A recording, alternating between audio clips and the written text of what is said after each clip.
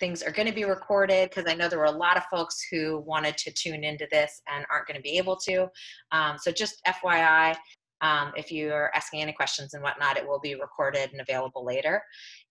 So in the chat window that I have already shared is Alfred Twu's amazing website. He has a fantastic game about housing production that you can buy. And there's also the beautiful 2020 California housing bills. So you can see more of Alfred's amazing work. And I've also shared a link to a printable sketch that Alfred is going to be working off of in this, hopefully what will be a wonderful exercise, as well as the yimbyAction.org/join. If you want to ask for more events, if you have ideas for fun online events, please let me know. We want to do more things. I know people are feeling rather trapped in their homes, and so whatever we can do to help people get out a little bit more and connect with people, please let me know. We are happy to host kind of anything that we think would be really fun. With that, I am going to turn it over to Alfred, who can tell you what kinds of tools he's going to be working with and what we're going to be doing today. Thank you, Alfred. Everybody maybe unmute and like clap and say hello. Woo! Yeehaw! Thanks, Alfred. Hey, everyone. Can you all see me here? Yes. Yeah. Yep. Hi, everyone. I'm Alfred, and welcome to our first Painting the Urban Landscape.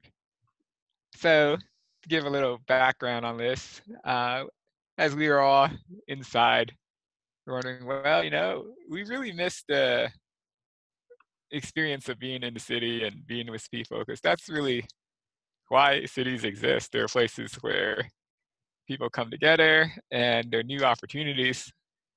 And one of the things that some of us here at YIMBY Action have been doing is Bobak set up this YIMBY gaming channel, and we've been playing this game of Civilization over the last couple of weeks.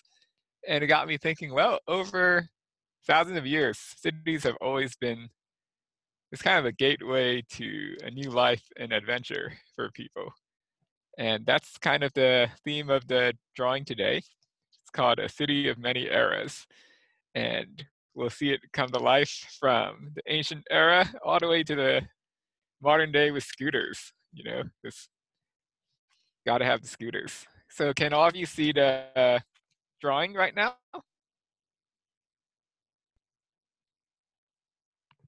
Laura? Is it in Can you see the drawing, and is it the right side up?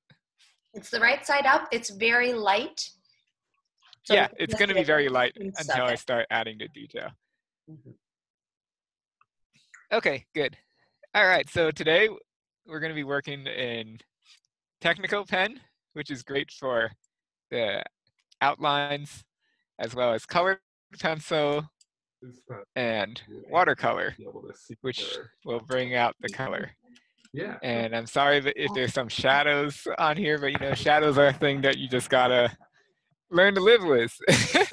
So we'll start here down at this kind of a marketplace.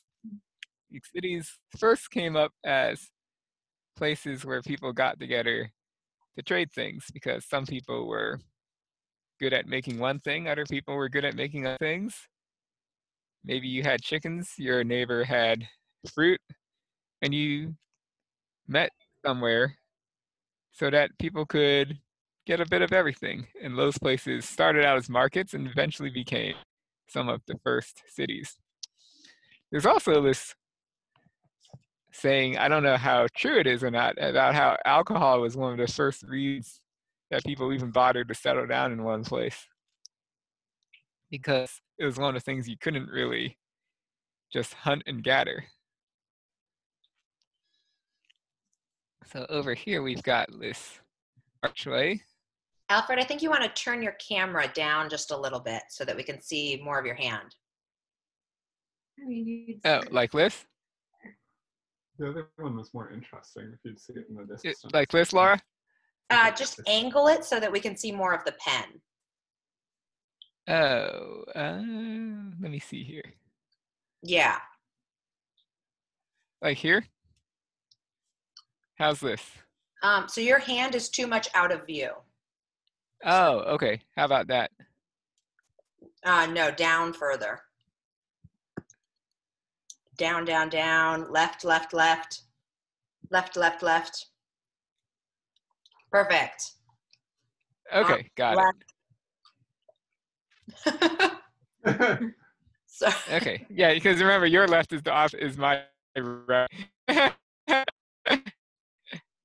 are you All holding right, it so with we've got your, our, so we can't see your pen at yes? all? Nope. We got to pull back. I can see the top of your thumb. Okay, how about this? Mm-hmm. Yeah, stay zoomed out. Yeah. I probably won't use a watercolor. Is this better? Yes. Yeah. Okay, so that's a good distance. This one, we can just do what you're working on. We'll do that. All right, so we've got a couple people at the market here. And then we've got, so this is kind of the city of maybe a couple thousand years ago. People are coming together to buy and sell things like avocados and bread, because who knows, avocado toast, they say millennials invented it, but that's not true. We just were the first population to spend our money on it, which is why we can't afford housing. But people have been eating avocados since the beginning of time. And we've also got some people drying out some fabric over on the roof of this building. You may recognize some of the symbols, but funny thing about the new YIMBY action logo is that there was no public process. It was just one day. It was announced, and it was that. And people were saying, "Why wasn't I consulted?" But Laura, you can probably chime in a bit on why there's no public input needed for the logo. We had a community meeting that we were all in favor of upzoning. And so when a particular designer came around with a particular upzoning of the logo, we had to jump on that. It complied with the existing zoning. So we didn't need a public meeting. It was approved by right. Yep. All right, so we've got these people up here on the roof drying out some fabric. Hey, We've got Albert, some. can I jump in Yes. for the question? I'm trying to draw along with you actually, and Uh-huh. I'm not a great artist. Is there a way for you to maybe give some direction on kind of like what you're doing so I can sort of try to follow along? Sure. So right now I'm just putting in the outlines of the edges. Because we start with the edges, and you've just put in a little bit of detail. You don't need to detail everything, just enough to give a hint that there's something going on. And then in a moment, we will come back with the color on this building. Gotcha, okay. Mm-hmm. Yeah, this is kind of a thing with architecture also, is where if you look at a lot of historical buildings, people think, oh, they're really elaborate. It must have been really expensive to do. But the fact is, if you look at it closely, it's usually just a big box with a little bit of detail by the doors or down by the street level.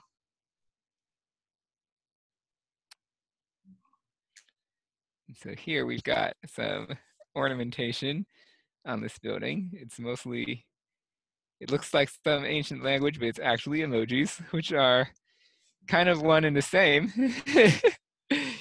We think emojis are this fancy new thing, but they are actually just the latest in the long tradition of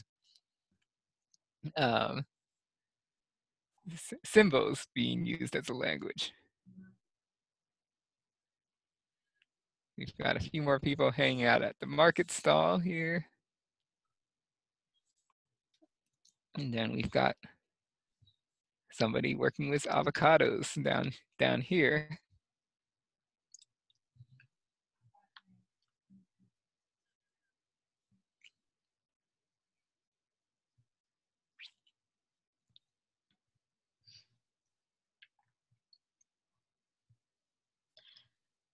Alfred, how firm should people be when they're drawing these outlines? Is the idea to give a little hints, or? As light as they want. And usually what I'd like to do with outlines is I will first do these very light outlines. So I'm using the very thin pen right now. And then later on, we will emphasize some of the edges using a darker pen.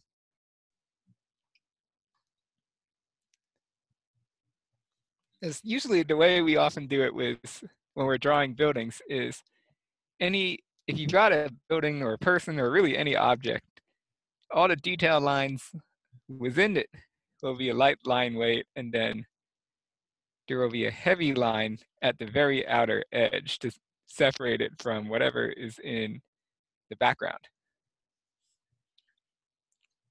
And are you putting any shadows in on these right now, or is it just trying to get just that raw outline, and like the shadows will come with color? Shadows will be added after we do our prop K analysis. No, shadows will be added later. It's faster and more accurate if I first draw out the outlines, and then we add in the color shading, and then we add in the shadows over all of it. So I put my drawing on video too. I'm doing the stick figure version. Mm-hmm. But if folks want to also put their drawings on videos and we can follow along with other people, that's an option too. So if you want to look at mine in addition to Alfred's. And No, it's really beautiful. you can All also right, so now we are adding some more detail to the marketplace. We've got a street vendor. That's one of those things that, remember when there was that saying about how if we elected Democrats, there would be taco trucks on every corner? Well, it turns out there are actually very few corners that street vending is legally allowed on. But it's a huge part of what makes cities work, because it costs a lot of money to start a regular business, but if people can get early in on it by doing street vending, that's a great way for people to get started and test out new ideas and see if they have a business idea that is popular enough to become an indoor business. Alfred, can you zoom in so we can see what you've done so far a little more clearly? Sure. Can you see now? It's a little blurry. Yeah, I'm not sure there's much we can do about the video quality. But for those who are wanting just a technical thing, you can pin the video of Alfred or whoever else, which will help with the video quality.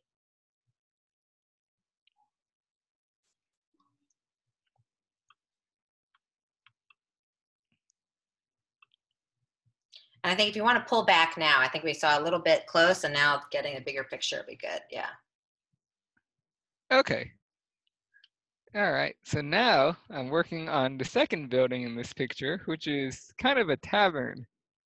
So as cities and people continue to grow and spread out to more places, cities became not just a place where you went nearby to buy and sell things, but also kind of a place people would head to on longer journeys or stop on the way of journeys. In fact, many of the oldest cities started at places where people had to change forms of transportation. For example, at a river where somebody on foot might have to switch to getting on a boat to continue their journey. And even today, you see cities pop up near ports, airports, around transit, if it's allowed.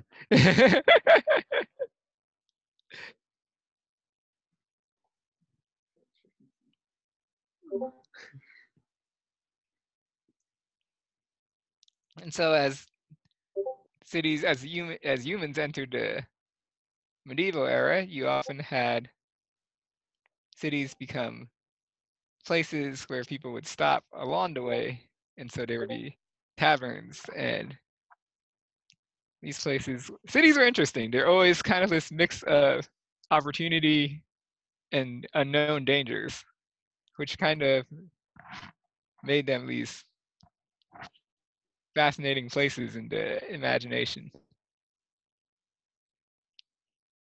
And perhaps also led to the earliest NIMBYs. I'm sure that back in the days of the inns and taverns, there were people who were not happy to have a tavern pop up next to their single family house. And in fact, it was often in that era of walled cities was when some of the first things that we might call zoning popped up, where things like letter tanneries or other really nasty uses were asked to be outside of the city walls because nobody wanted to live next door to them. But in this case, we've got a busy tavern having a YIMBY happy hour.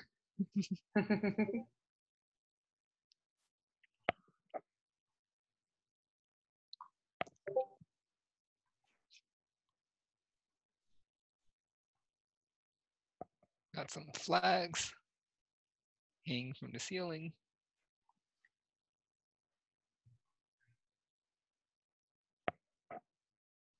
And then in the background, we've got some tall buildings. I know all of you love those. Interestingly, some of the first tall buildings were built not necessarily as housing, but as observation structures so that people could see what was coming.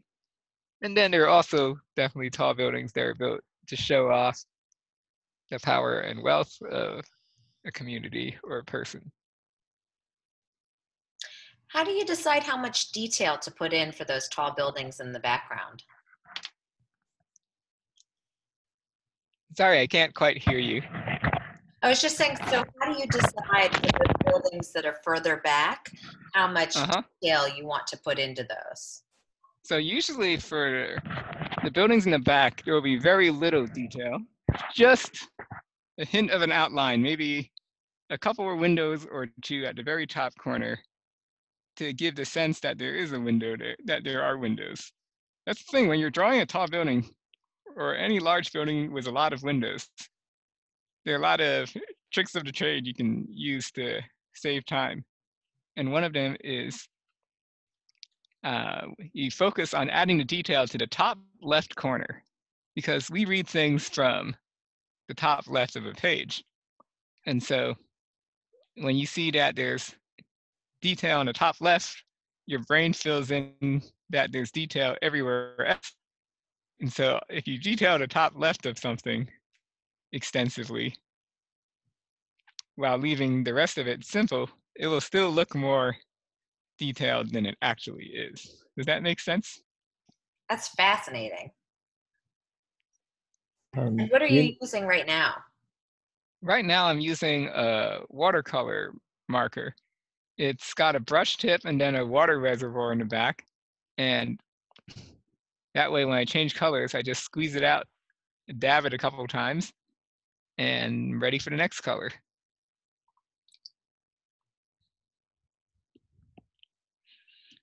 So we are adding some color to this rug that people are hanging from the top of the building.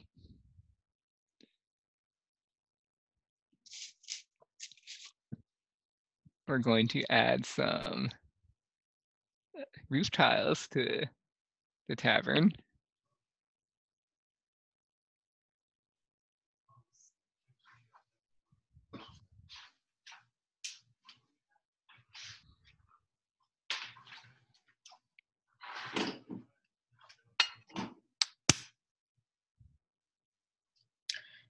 And with the watercolors, how do you sort of, are you deciding to put one of each section one color, or are you mixing within those sections?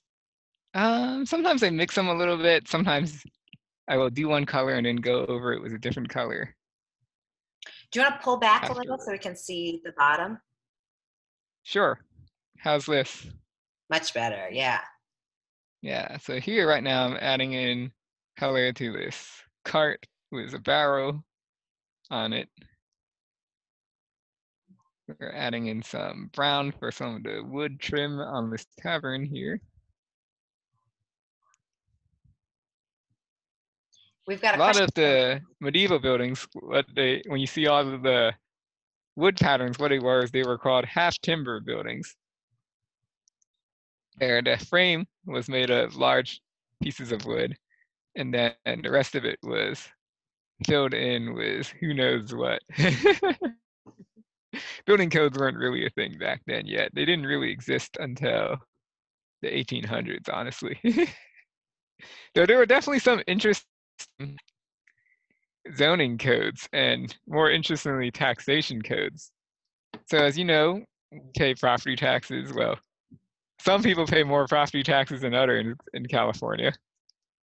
But right now we have property assessors who assess how much a building is worth and then determine the property taxes that way. There are also some things called parcel taxes that might be based on the size of a piece of land or the size of the building. Back many hundreds of years ago, there was one city where they didn't really have the technology to do the kind of technical assessments we do today. And so they based their taxes on a number of windows a building had. And you can imagine what kind of architecture that led to, where sad architecture. there were buildings that were built with inadequate ventilation and lighting just because people didn't want to pay taxes. And long after the tax was changed to something more reasonable, people still had to live with windowless buildings for hundreds of years afterwards. This shows the consequences of poor taxation policy, just like Prop 13, you know. Even if we finally reform Prop 13, we're going to still be left with some of the terrible land use decisions that came as a result of cities chasing sales tax revenue and not wanting housing. Alfred, I heard a rumor that taxation policy was the reason that dormer roofs became popular, because if it was a window in the roof line, it was taxed differently. So people created these very... Oh yes, the mansard roofs that Paris is known for. Yep. Yeah, even today you see every city has buildings that are unique to them because they are the result of a certain zoning loophole that somebody discovered.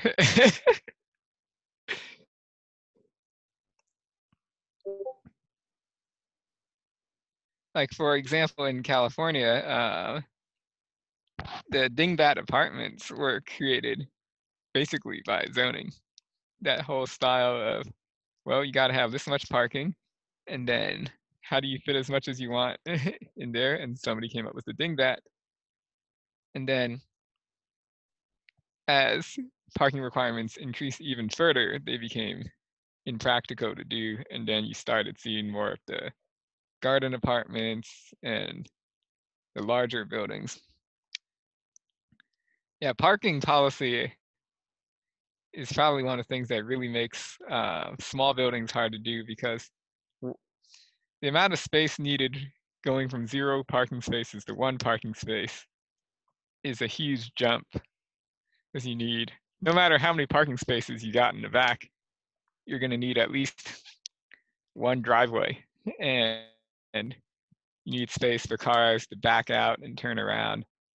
And so on average, when we design buildings in the world of architecture, there's a rule of thumb that for every parking space, you need about 300 to 350 square feet. And that's basically the size of a studio apartment. So if you imagine cities saying, well, you got to have 1 parking space per unit, nobody's going to be building small studios. All right. So next up, we've got this. Alfred, you want to pull back again? Sure. So next up, we've got this kind of a monumental column with a person standing, a statue on the top, and a bird on the statue.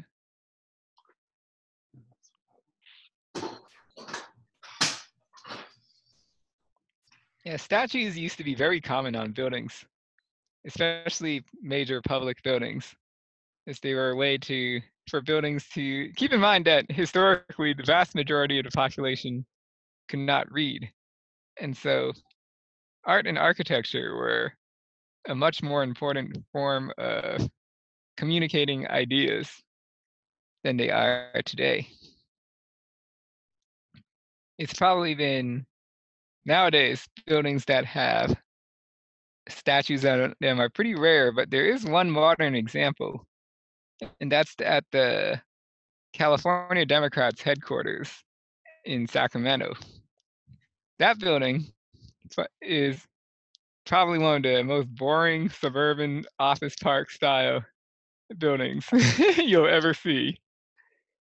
But a couple years ago in 2017, right after Elizabeth Warren had that speech where that led to the "nevertheless she persisted" moment, the whole theme of persisting became a theme. And at the 2017 California Democrats convention, persist became the main theme of the event. And one of the things the party did was they got this statue of this girl standing on top of this kind of standing saying, "I will persist." And it was attached to the roof of their suburban office building. It's a very interesting mix of this kind of classical looking statue. It was this very 1990s Californian office building. If you're ever up in Sacramento for a lobby day in the future, it may be worth checking out. It's only about 10 blocks south of the Capitol. It's nice that you're mixing different architecture. You know, a city is made up of all these different eras. Do you want to talk about the different eras you're kind of reflecting in the picture so far? Sure. So far we have seen kind of the ancient era. It was this old marketplace, and now this medieval era. And now we are moving a few hundred years further in, and we've got a ship at a dock. And this is the era of ships and port cities. As I said before. Want to pull back a little further? Sure. As I said before, cities often grew in places where one form of transportation stopped and another form started. And for many years, ports were one of those most important kind of connection points, as one might call them today, where people traveling on land or on small boats going down rivers would meet up with large ships that would go across the ocean. And so here we've got a couple people waiting at the docks for a ship that's just come in. We've got people on a ship ready to unload their cargo. And yeah, nowadays the ports are these big mechanical things far out from the edge of town, but ports used to be right up at the edge of downtown. Like downtown San Francisco used to have what they called a working waterfront, where ships would pull in every day. Thousands of people worked at the port, unloading ships, servicing them, serving on a crew. And so that's a little bit of what we're seeing here is the port city. And the fascinating thing about architecture is that every city will contain buildings of every era, even if they are best known for a certain time period in their history. It's just like San Francisco. People think it's all Victorians, but we've got a couple hundred years of different styles of buildings. I don't think you should draw any of the buildings from the 70s, though. Interestingly enough, that is one of the decades that is skipped over here.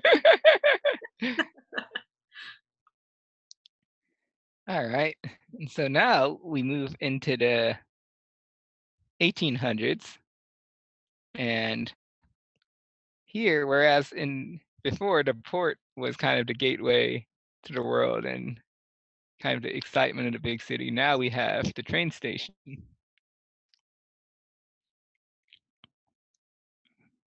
Alfred, we're out of frame again. If you want to tilt down or pull back. Okay, how's that? Much better. Okay, so we've got this train station and we've got a clock tower. As time became standardized, as railroads expanded because you needed consistent schedules across entire countries.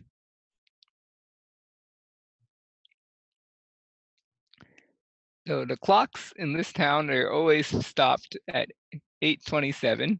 I'm sure all of you know why.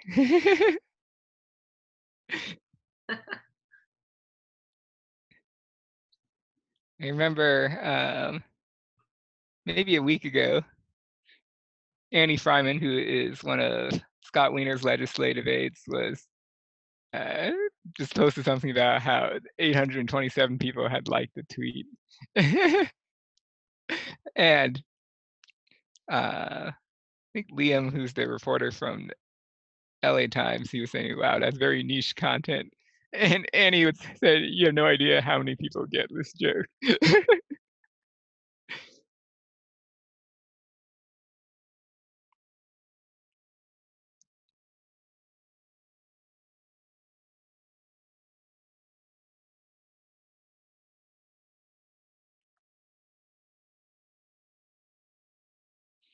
All right, so here we've got, in the background, we've got some factories going on as these became a center of not just transportation, but also industry.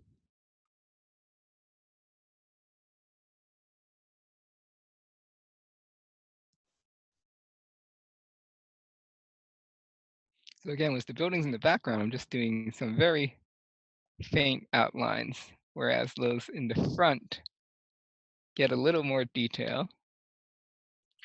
If you can tilt down, we can see more of your hand. Yeah. Okay, like here? Even further down? Like here? Sorry. So like, I don't know what to say, like closer to your wrist, right? We want to see more of the hand and the wrist. And Oh, like that? Your back away from the paper a little bit. But yeah, that's a little to the left. A little to the, I guess it's your right, but it's the more of the drawing. We want to see more of the drawing. So the away from your pencils and towards the rest of the drawing. Oh, like here. Yeah, and now down. We clearly need to get you a cameraman, although it's hard to send somebody over. I'm starting to get the hang of it.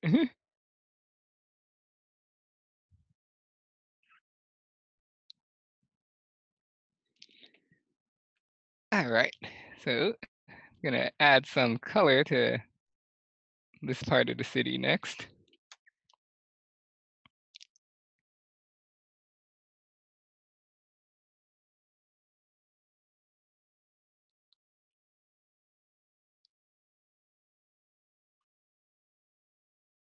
Add some color to the column.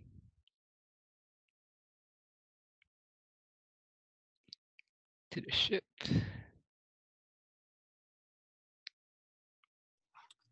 If you can pull back a little bit, because you're doing big stuff all over. Yeah.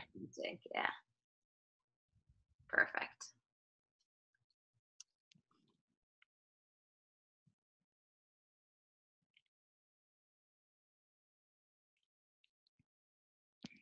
You've got the bright orange sail of the ship at the dock.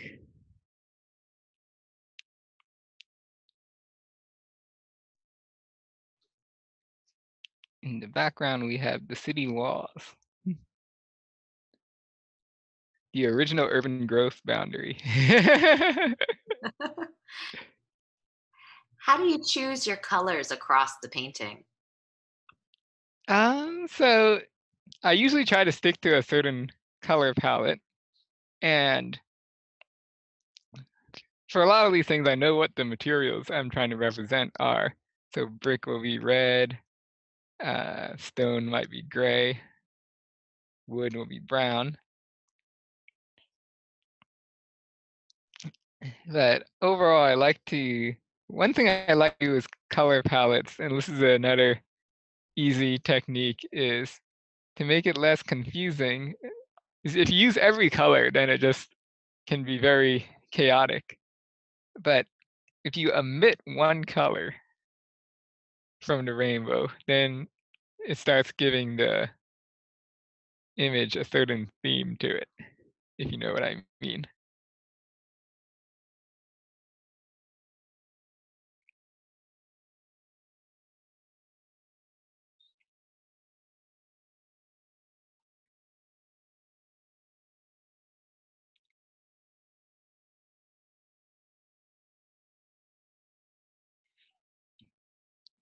Got some verbs, because we always gotta have verbs.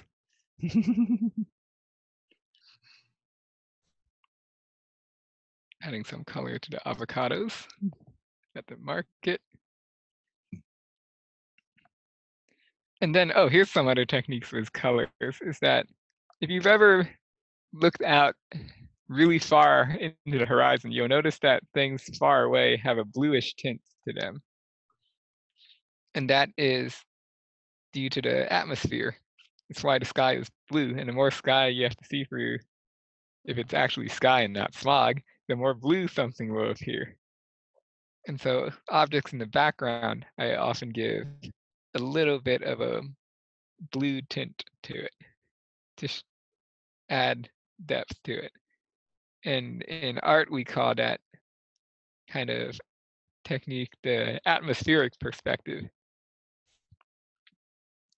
There are many different styles of perspective in artwork. Often the most famous one is the one where it's called one-point perspective, which this drawing is somewhat done in the style of, where everything converges on one point. In this case, it's the train coming out of the tunnel.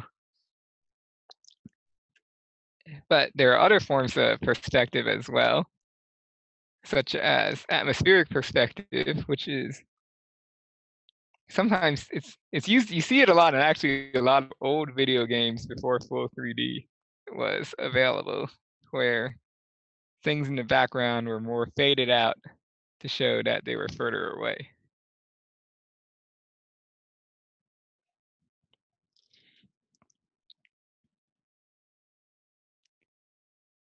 All right, so we've got our train station here. We've got somebody running for the train right here. Got this thing that's maybe a hotel on the train station, which surprisingly rare combination in this country. The train station, it makes perfect sense when you think about it. People often need somewhere to stay, or they may be changing trains there, but have to wait until the next day. But a lot of older train stations, when you look at how massive they are, you may wonder, well, what's in them? And one of the things that they contained was things like hotels for travelers to stay at.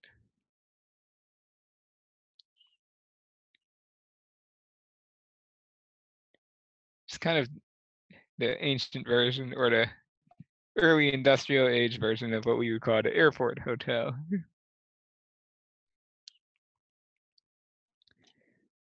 All right, so the next thing I'm going to draw here is the street lamp. Laura, how are we on time right now? About 20 minutes, maybe 15. Okay, that's perfect, because we're about halfway across the page right now.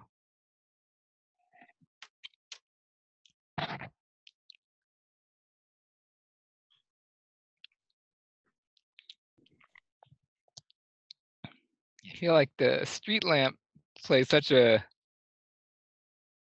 big role iconography of a city. When people think about cities, one thing that comes to mind is the big street lamps that are really well decorated and often will have multiple bulbs on them. The bigger the city, the more bulbs. Like in Berkeley, our street lamps will have one light bulb. In Oakland, they have two, and on Market Street in San Francisco, there are three of them. It's kind of a way to know how big of a city you're in is by how elaborate the street lamps are. One of the first things I learned when I was in college about urban design was about street lamps, actually, because they're teaching us about how the difference between human-centered versus car-centered design is. And one of the big examples is street lamps. Is the big overhead lights in parking lots, what they call overhead lights. They are often designed for cars, and the lighting they produce is not very friendly to pedestrians. Whereas the oil gap style street lamps are a height that's more in line with what you need. Fun fact about street lamps is that originally they were powered by gas instead of electricity. And every night people would have to go and light the street lamps. And that was how the tall bike was invented. Who here has heard of tall bikes? Basically, tall bikes, you might see them at places such as Burning Man or Portland, Oregon. And they are these bikes where you take one bike frame and you weld another bike frame on top of it. So you are now riding 8 feet off the ground. And it might seem silly as to why would something like that need to be. And funny enough, tall bikes were originally used for lighting these gas-powered street lamps. Now people use them for jousting. All right, so now we are moving into the 1920s, the original 20s, you know? And this was really... 15-minute warning, Alfred.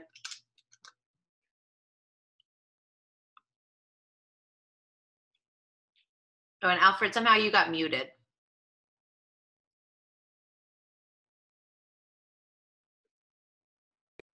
"100 years ago, it was the US that was this place where cities were just growing incredibly fast from people moving to them, not just from overseas, but from the countryside as agriculture became more mechanized and you didn't need to have half the population growing food. Alfred, if you want to pull And back. in this era, cities became not just the center of trade, but also information really became one of the main products of the city. And so here we have a newspaper building on one side next to the train station. The newspaper is the Beacon, which all of you should read. And then on the other side of towards the the bottom of lamp the here, page a little more. we have a movie theater. Alfred, can you pull Movie back the angle theaters towards the used bottom of the page a little to more? be- Oh, we're losing him. Perfect. Like here? Yeah, that's great. Yeah. Yeah, and so the movie theater was also kind of, and not just another, the latest in the ways that cities were kind of a gateway to the rest of the world, where even if you couldn't go there in person on a train or a ship, you could see things from a different place. And so this movie theater is actually loosely inspired by the Paramount in downtown Oakland, which has this really beautiful front to it where there's this giant mosaic of people playing instruments and dancing.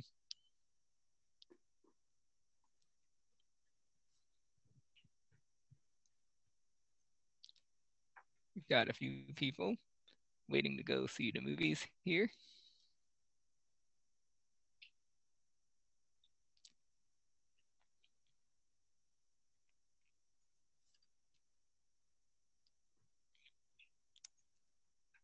Got somebody with the bike.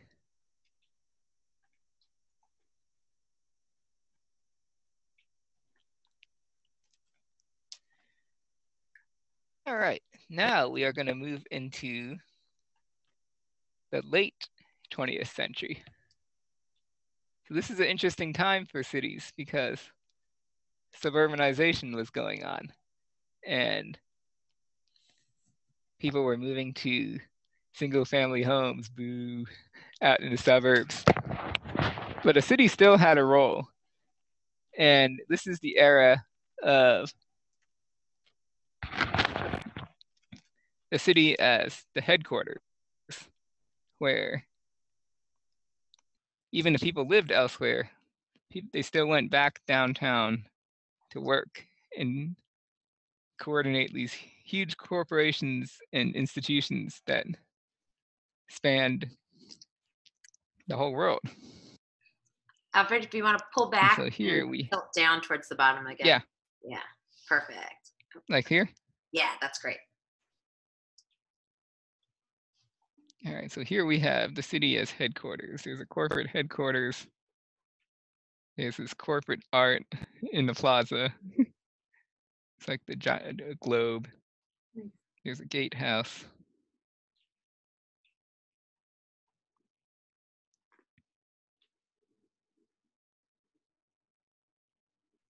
It's kind of set back from the street in this plaza with some trees leading up to it.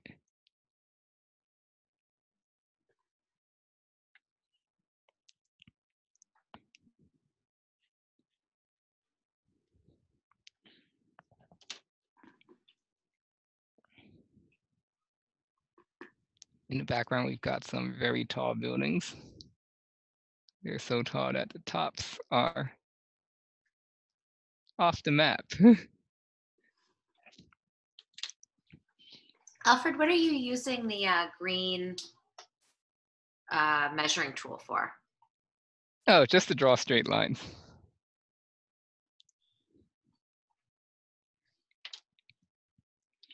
All right, so now we're going to add some more color to, let's start with the street lamp. Give it a dark green. It seems to be the standard color for street lamps for some reason.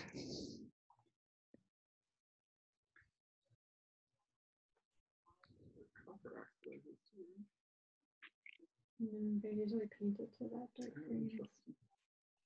And just giving everybody a little bit of a 10-minute warning, and we'll post a picture of the final product and email you a copy of the video as well. Yeah. Yeah, I feel like we might not get to the full end of it by the end of this, but we could always do another session.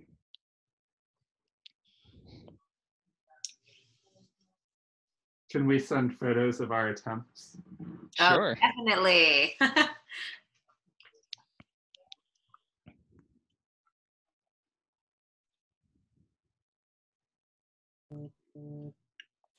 Yeah, for those who are members, I'm actually going to start a YIMBY art channel. And so folks can share their final products into that channel.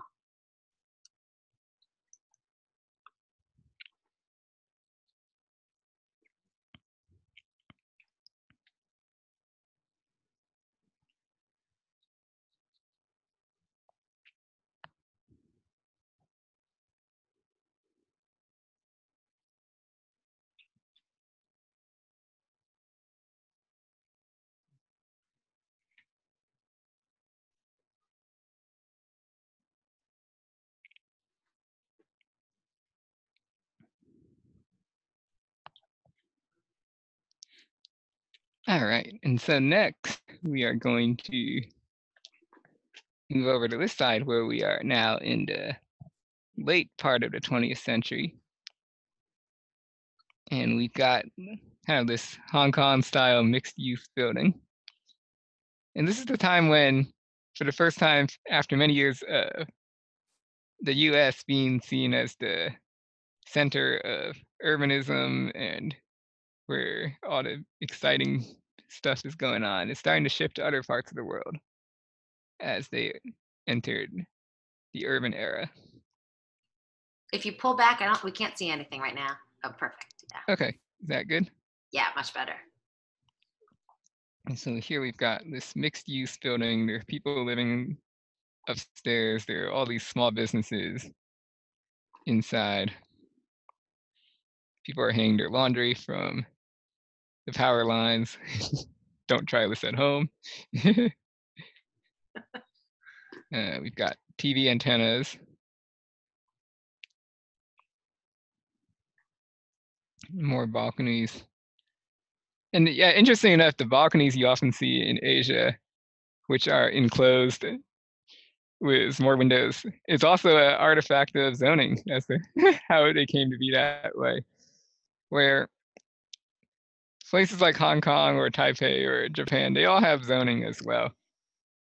But instead of height limits necessarily, often it uses floor area ratio, which is floor area ratio is when you divide the total area of the building by the area of the land on it. So for example, a one-story building that takes up the entire piece of land will have a floor area ratio of 1.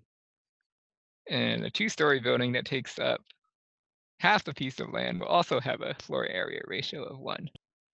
So how did floor area ratio lead to enclosed balconies?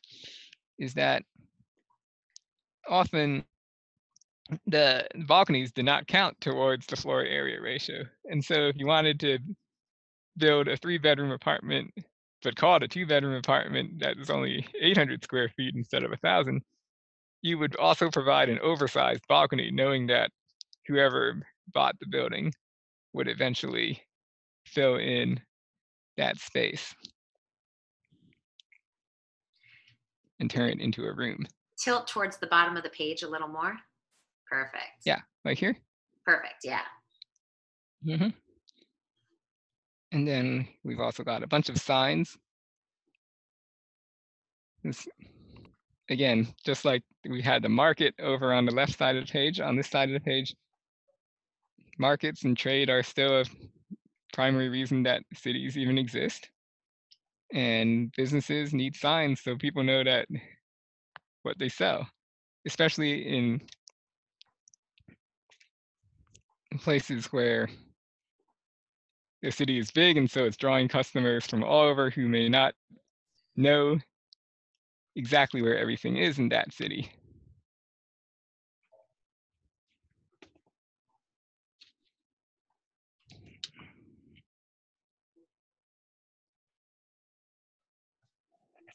All right, 5-minute warning. And if you want to tilt back, maybe pull back a bit further so we can see everything.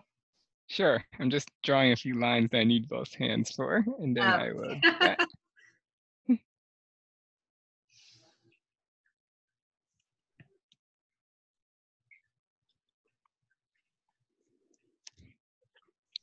All right, and so finally we are in the present day. And so what type of building represents kind of that sense of urban adventure and discovery of this era? And I think in this case, it's kind of the clubhouse co-working space.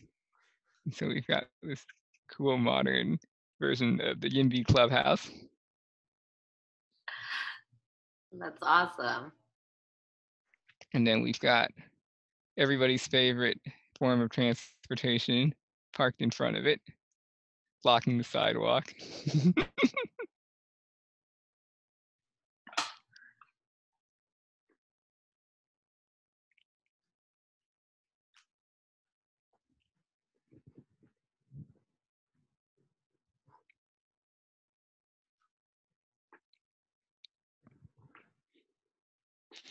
Yeah, one of the funny things about scooters is when scooters first came out, all of a sudden people stopped hating on the bike shares.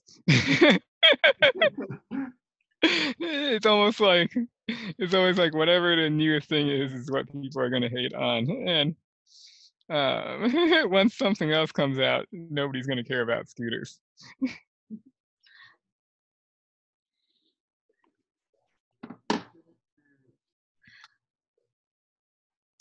So I'm going to reshare the links from the beginning, Alfred Twu's website, and I'll send all this stuff out in an email.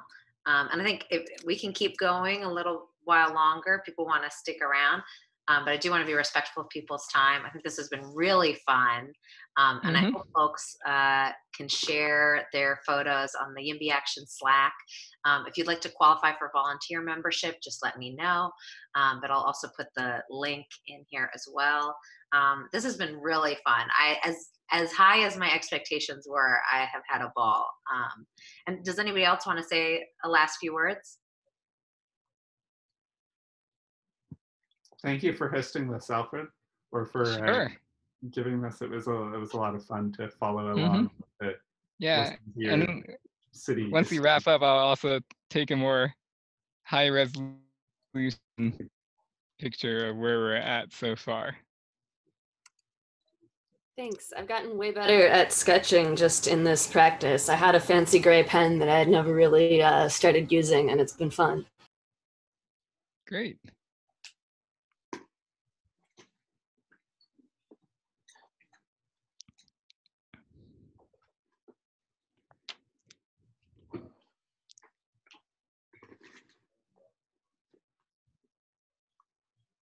I used a Papermate flare and I had a ton of fun. I gotta get some more tools, but yeah, it worked out cool. I'll share later. Great.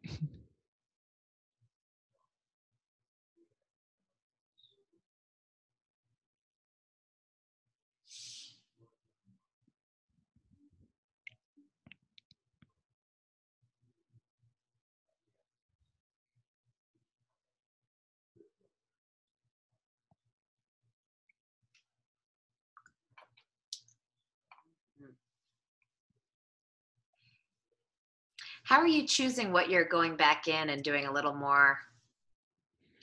I just usually like to do a little bit at a time in each area, because with watercolor, you want to give it some time for paint to dry before you do anything too close to it.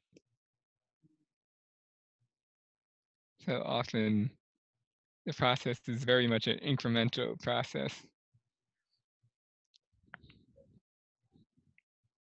Kind of like how cities are built, ideally, is that a little bit gets added. First, there's a big picture, there's the outline, the streets are laid out, the zoning is created, and then ideally, it gets built a little bit at a time with some flexibility left for the future to work out the details, because if everything's planned right at once, then there's no ability to adapt.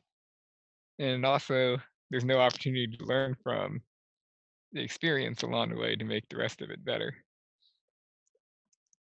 And that's why zoning ideally should be as flexible as possible, not just on the heights of buildings, but on the types of uses that are allowed.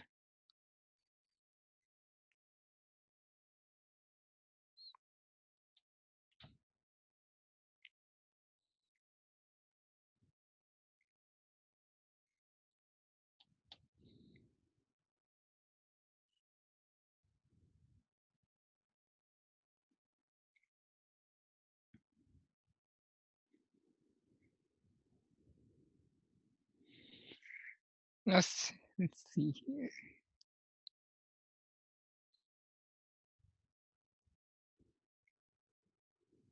I'm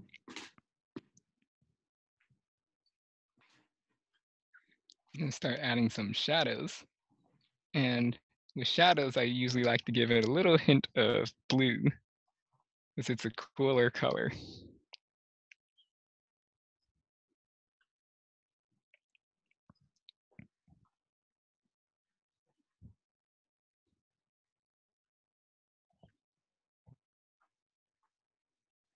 Here you can see how I'm just adding a layer of shadow over different things.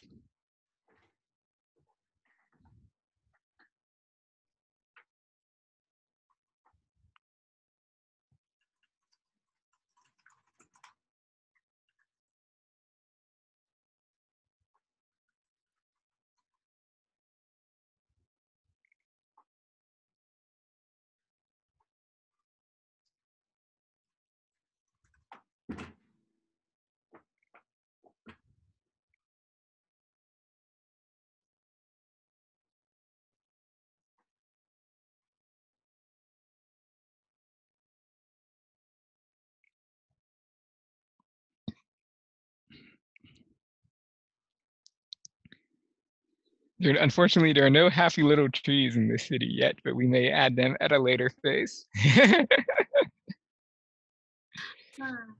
I think the birds are pretty wonderful. So Yep, times like these do call for happy little burbs. Yeah, I noticed how there's so many more burbs out and about now that there aren't as many cars out.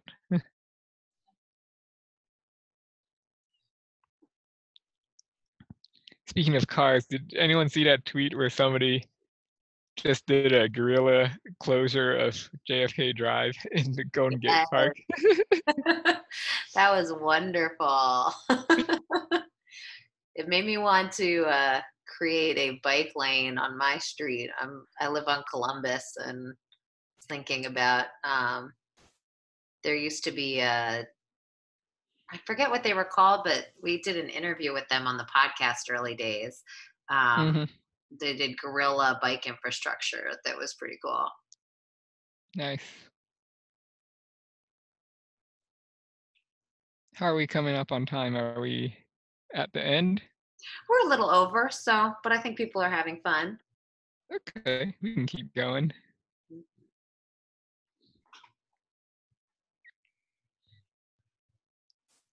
I don't have anything scheduled until around 3 o'clock. So it's 3:05 now. Okay, we can go for, let's go for another couple minutes and we'll wrap.